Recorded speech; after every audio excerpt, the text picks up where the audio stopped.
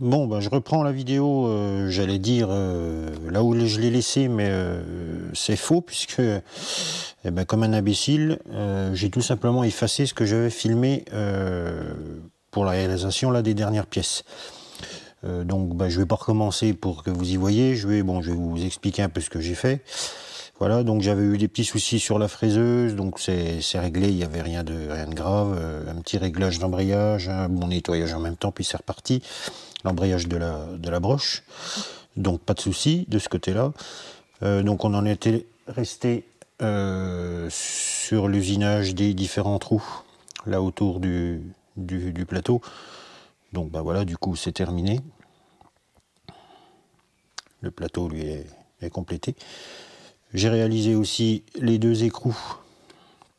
Donc on avait un brut hexagonal, comme ça, donc percé, taraudé, tronçonné, là rien de simple, rien de compliqué, voilà.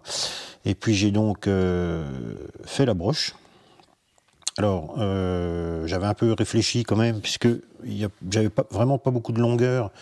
Vous voyez, j'ai ça en rab de longueur sur l'usinage, donc c'était quand même pas trop évident.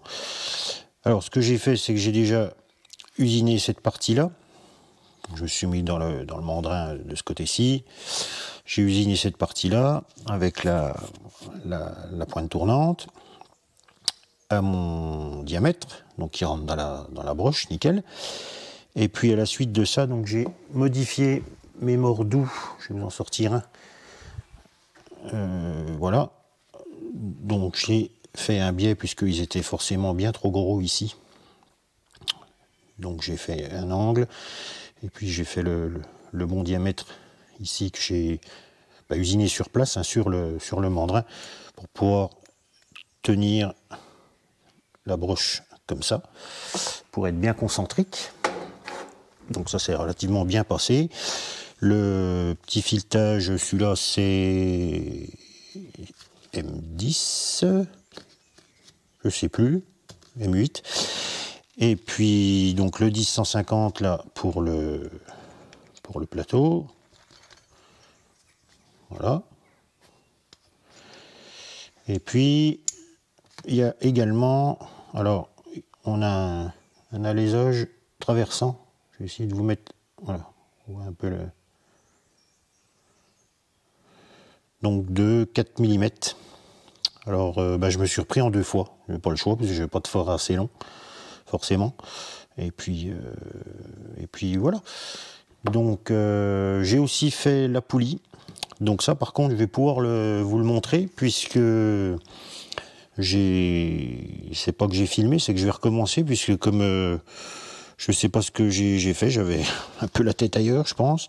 C'est-à-dire que la poulie, voilà le dessin ici, on a les 4 hauteurs, poulie étagée, donc sur une longueur de 25,4 d'un pouce. Donc ça nous fait 6,35 par largeur, j'allais redire, de poulie. Et puis au lieu de diviser mes 25,4 donc par 4, pour faire mes petits calculs, je sais pas ce que j'ai fait, j'ai divisé par 5. Voilà. Donc j'ai une belle poulie, mais qui correspond pas du tout. Voilà, je m'en suis aperçu après coup. Alors du coup, je l'ai terminé quand même, pendant que j'y étais. Donc voilà, on se retrouve avec 5 étagements. Alors forcément beaucoup moins large que ce qui est prévu. Alors la longueur est la bonne, tout va bien. Donc voilà, à refaire. Alors comme j'avais que ce bout de brut de fonte, et j'ai pas trouvé de fonte là ici correspondant. Alors je vais repartir sur un bout d'acier que j'ai. Et puis voilà, la poulie ne sera pas en fonte, sera en acier. Donc ça, on va voir l'usinage de la poulie. Et puis voilà. Puis après la broche, la poupée fixe sera complétée. Il n'y aura plus qu'à venir la fixer correctement. Et puis on pourra donc passer comme ça à la suite. Bon, alors j'avais déjà avancé. Donc la pièce là, elle a la bonne longueur de 25,4. J'ai mon diamètre final maximum de 31,8 ici. Donc là, le plus grand diamètre va être de ce côté-là.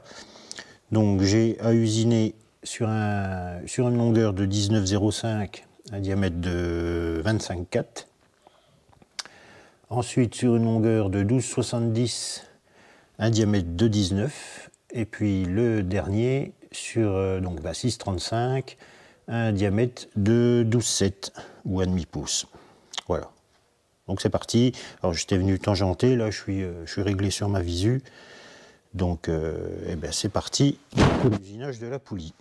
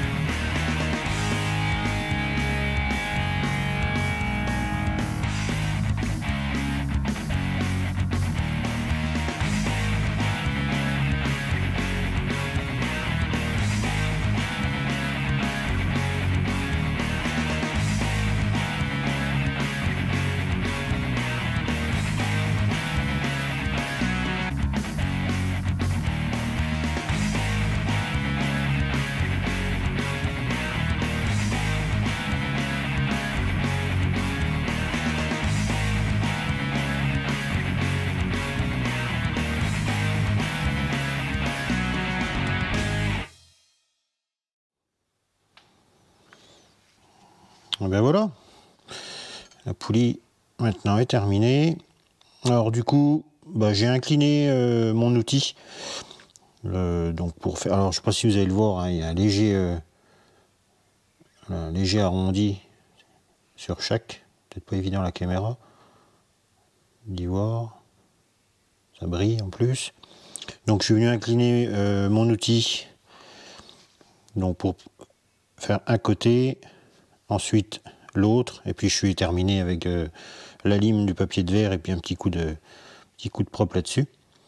Et puis voilà, donc là on a bien les quatre bons étages, je dirais, par rapport à ça. Quel loupé. Bon, ça arrive, hein. C'est pas non plus très grave, voilà. Donc après, bon, elle est pas.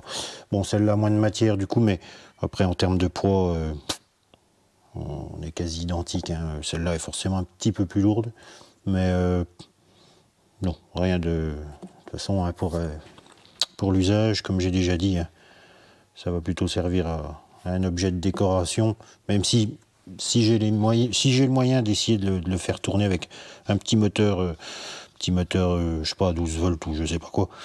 Ça sera encore à essayer, pourquoi pas. Donc, alors il restera. Alors j'avais du coup fait, oui, j'avais refait quelque chose là pour le tenir dans le tour. Donc, voilà, donc c'est jamais que le troisième.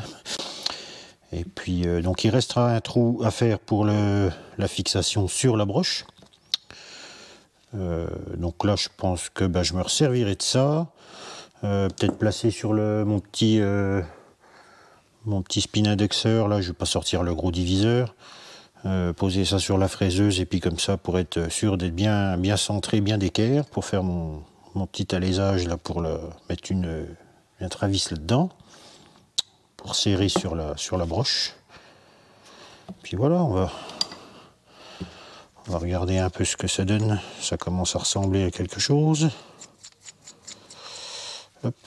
Ouais, encore quelques finitions bien sûr, mais c'est déjà hop, toc, les deux écrous. Alors si serviront au réglage, hop, contre écrou. Et voilà. Donc bien sûr, voilà, il y aura la vis qui viendra là pour que l'ensemble tourne ensemble, voilà. Voilà, encore un petit peu d'ajustage, mais le résultat est plutôt joli. Voilà. Hop. Ah, je vais peut-être vous le mettre quand même un petit peu mieux. Voilà. Donc là, on commence à savoir ce que c'est, hein. Ça y fait c'est vraiment chouette. Bon, et la suite. Alors, ce que bon, je vais voir un perçage de la poulie. J'ai les deux petits perçages aussi pour faire les petits huileurs. Ça, je verrai si je montre ou pas. Bon, là, le perçage, je vais faire ça hors caméra. Il n'y a rien d'extraordinaire à vous montrer. Je sais pas après. Alors, je vais peut-être m'attaquer à la poupée mobile pendant que je suis sur le dessus du banc. Avant de m'attaquer carrément au chariot. Parce que là, le chariot, il va y avoir quand même pas mal de boulot. Puisque on a sur le plan... Voilà, bon, il est à l'envers, mais peu importe. Mais voilà. Donc on a un profil ici, un autre là. Voilà, avec les queues d'aronde. Donc là, il va y avoir des codes par contre à respecter pour aller tout ça sur le banc.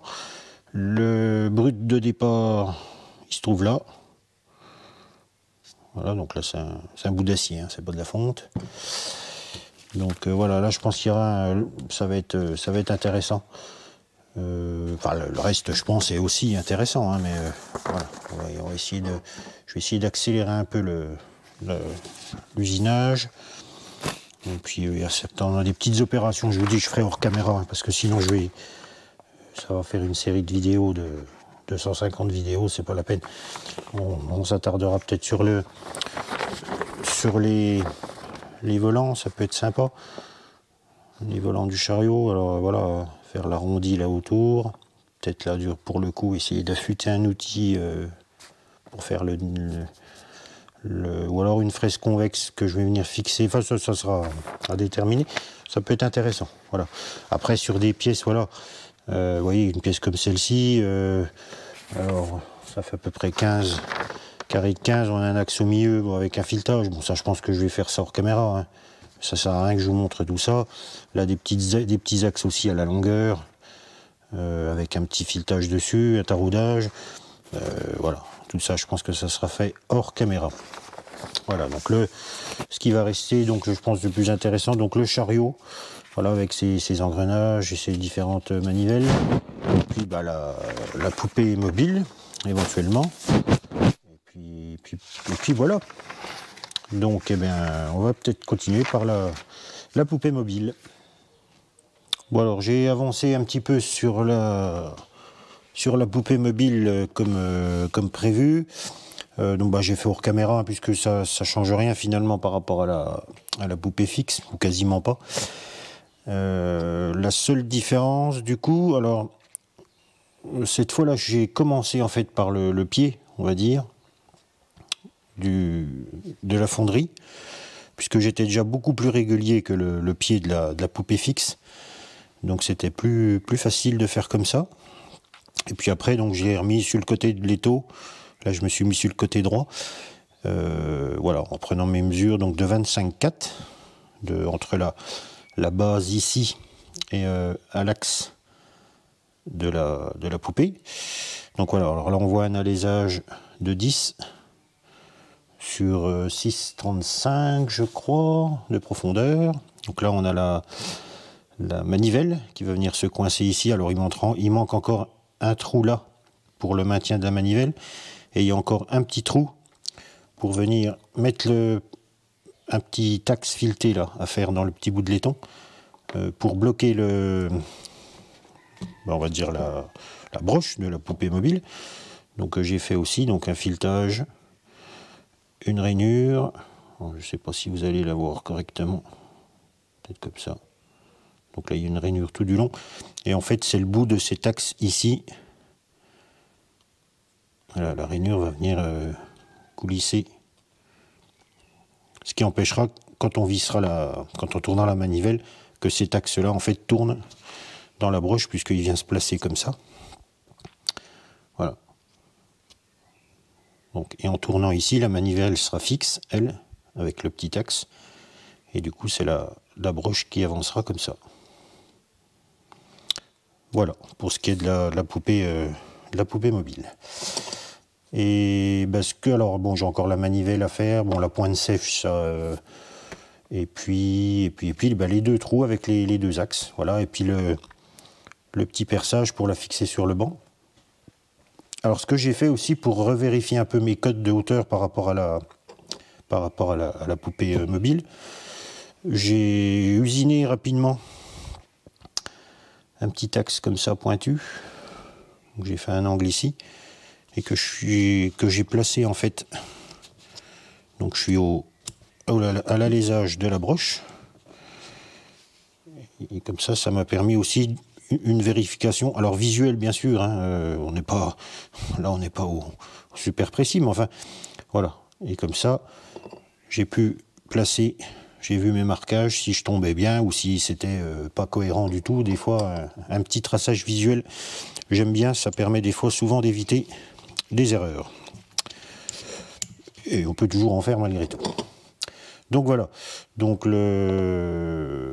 pareil, je finirai aussi ça, cette poupée là hors caméra, peut-être les manivelles, parce que du coup j'en ai 3 à produire. On verra peut-être pour les manivelles à déterminer. Donc là dans la prochaine vidéo, on va s'attaquer, j'allais dire, aux gros morceaux, puisque je vais m'attaquer au chariot et au petit chariot, au chariot du tour. Voilà, je vais y arriver. Et donc voilà, donc là on part d'un brut. Alors pour le coup qui est vraiment propre, bien, enfin je l'ai dégraissé, nettoyé, bavuré, parce que c'est toujours pas les champions de la bavure. Et on a un bloc qui est vraiment bien d'équerre sur ces 4 faces là, même sur la coupe, c'est nickel. Donc là pour le coup, ça va être un peu un gain de temps quand même au niveau de l'usinage. Donc on voit ça de toute façon dans la prochaine vidéo. Voilà.